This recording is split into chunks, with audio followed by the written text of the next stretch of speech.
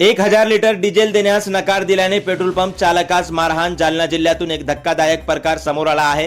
मागणीनुसार 1000 litre diesel देण्यास नकार दिल्याने एका पेट्रोल पंप चालकास बेदम मारहाण करण्यात आली आहे. ही घटना काल रात्री 9:30च्या सुमारास जालना तालुक्यातील बानडगाव येथील पेट्रोल पंपावर घडली आहे. दोन व्यक्तींनी पेट्रोल पंपावर येऊन एकदम 1000 लिटर डिझेलची मागणी केली. मात्र सध्याची डिझेलची अभूतपूर्व टंचाई लक्षात घेता पंप चालकाने एवढ्या मोठ्या प्रमाणात डिझेल देण्यास असमर्थता दर्शवली. याचा राग अनावर झाल्याने त्या दोन जणांनी पंप चालक राहुल उगले यांना बेदम मारहाण केली.